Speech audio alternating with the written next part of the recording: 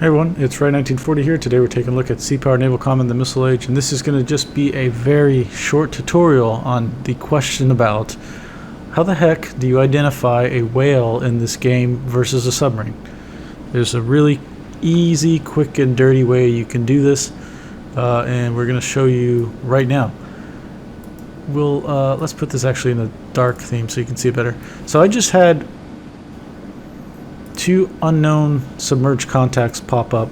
Okay, one of them I still am holding. It looks like they're going 20 knots, and their depth is pretty constant at 455 feet. This other one is closer, and it was at 417, and it just dropped off. It's going 5 knots. So we don't know about these contacts just yet. This one, we'll keep our eyes on it because, for one, it's going pretty fast, and even if it wasn't going pretty fast, something that's telling me that this is a submarine at the moment is the depth is not changing. It's staying at 455. AI vessels and submarines and aircraft and stuff all in the game are pretty constant in what their maneuvers are until they come to a change in their waypoint, right? Or if they are reacting to the ship. So this did turn out to be a submarine, and the main thing I'm looking at is that depth is not changing. Now this guy, if I click on him, it's 418 right now. We just picked him up. We'll see if this changes, because if it does, then I'm pretty sure that this is going to be a whale. So we'll speed this up a bit as we monitor. Okay, he's 419. Turn to course 420. So this guy's maneuvering around. He's probably there we go. Yeah, now you see he's gone back to 455. He might have popped up to take a look at us or something. I'm assuming that the layer is higher than 455. Yeah, it's at 395. So he will make maneuvers. However, you can see he's steadied up on a depth again. The whale is kind of cruising along at 420. Eventually, they need to come up for air, unlike the submarine. That can kind of stay down there for the whole scenario. You'll see whales maneuvering up and down to the surface and back down to their whatever depth they need to be at to go. I think they're simulating it going to go eat and stuff. So we've lost him, or he's dropped out at 455. We have a surface contact out here. We can see visually and on radar. And one of the things I wanted to demonstrate with this is if a submarine. You'll notice eventually some of these whales will go. Oh, you know what I need to do is probably change this towed array to above the layer. So what you'll notice is the whales. Another key thing to check up on is not only is their depth changing. Okay, we've changed our towed array depth. So I was looking below the layer, so I was looking at things that were kind of deep. And now I told the towed array to be above the layer, so now we can see things more closer to the surface. And so once again, we've got a contact here that's a pop-up. I immediately know that this is probably a whale because the depth is changing at 230, and you can see it starting to go deeper. This can happen with submarines, but that would be like such a crazy coincidence. You caught it right when it was doing a depth change. You might, as it crosses the layer for the first time or something, maybe you see things on a certain side of the layer better than the other side, and you caught it crossing into the layer. However, eventually you'll see it steady up, and that's that. This guy is probably not going to steady up. He's probably going to go deep, and then he's probably going to come back up for some air. So you can see I was going pretty deep. We'll speed this up, and then. Okay, and then we lost him going 296, so he's probably gone under the layer now. So basically, if I was to take the towed array and put it below the layer... Oh, let's see here. We've got another contact. All right, here, this is a good example. Let's stop this.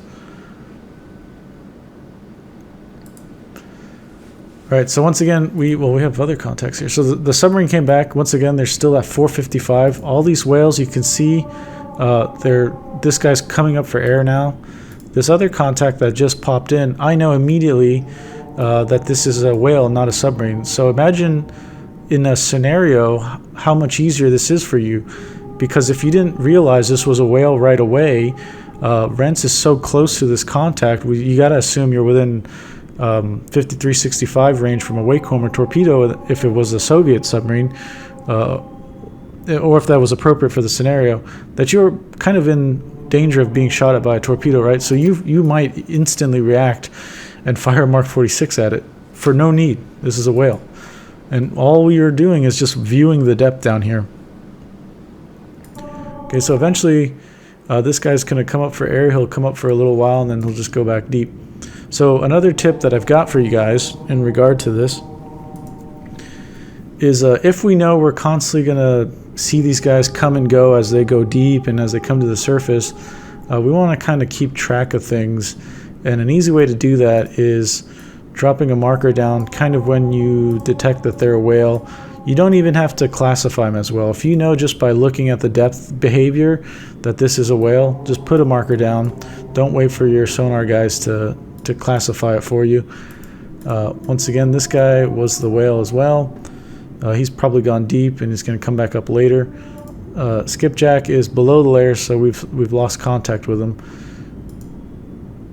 And this is helpful because, and then for your enemy submarine that you know is an enemy submarine, use a ruler or something. Don't put it directly on them because you might lose the markers this way.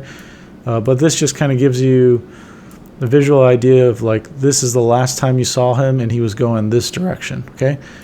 For these whales, a lot of times in mission designs, the whales are having erratic waypoints, which it's good because the whales are usually, it's true they might be migrating from one area to another, but day to day, they could be just hanging out in some spot, just eating all day long in the same area, just doing all kinds of crazy changes in courses. But the consistent thing with whales in this game is that the depth is changing. So now this is a good example of why this wouldn't be a submarine usually. It is true that a few submarines need to broach themselves to, say, fire a missile at you. So you would see maybe a crazy shallow depth like this. However, if you were to see a submarine actually do this, when you have your radar going, you would get a radar hit off of that. And then that's something you could shoot at with a harpoon, or if, in this case, this would be within gun range. So we can use our 76 millimeter to shoot that submarine. However, if we're looking at this and it's something super shallow, I immediately know that's likely not a submarine. That's probably a whale. And to go further is to validate that is this guy is so shallow and yet I don't have any radar hit from him. I only have sonar. So that to me is telling me that it's not an object that is protruding out of the water like the sail of a submarine or the rest of the body of the submarine. It's just a narrow body whale. So something like that. See, that comes so shallow and this guy's at 10 feet and he hasn't broken the surface of the water. So those are some of the hints I can give you or to help you out. Let's speed this up just a little bit more, okay? And this is why I do the marker thing. We lost contact. I had marked him before. Now he's here, roughly. This is the oval of uncertainty, so he's going to shift back and forth. And this guy's moved down here generally. And this is a way that you can keep a general idea. So see that skipjack there? When we lost contact, we drew out his course that we last saw him. And when he popped up again, he was kind of roughly in that same area along a course or a line of travel that we expected him to be at. It looks like he's making a course change now, which is why we detected him, because he's pointing his butt end at us. He's making a lot of noise doing that. So if I was to update this in case we lose contact again, I would just basically do something like that to keep it going. And with the whales, I just keep moving this around as the whales come around. And so if I lose contact and they come back, I don't have to freak out and say, what is this new pop-up contact? Well, I already know in this area we spotted whales, so I don't have to worry about this. I just got to worry about the skipjack here. Okay, so that should be a quick and dirty on how to deal with the biologics in this game. It's super easy. Like I said, just look at the depth. They can sometimes go steady once they get up to their their feeding depth, and then eventually they have to come up for air. So you're going to see them just kind of porpoise like this, up and down, up and down, up and down. And that's the way you can quickly tell. So if you have any questions on maybe you want to see a topic on sonar, maybe some other topics within the game that are you think adequate for like a short tutorial, let me know and I'll think about it and try to make a video. I say a lot of this stuff in my longer format videos because I do a lot of just gameplay videos for this game because I really enjoy it, and I talk about all this stuff, but I think a lot of people will miss it because nobody's going to want to watch, and me included, don't want to watch an hour-long video just to get a little quick tip. So yeah, if you have any ideas for some of that stuff that you want to learn about really quickly, let me know. I'll make a short video. If you have any questions or comments, leave them down below and I'll get to them as soon as possible, and I'll see you in the next one. Bye!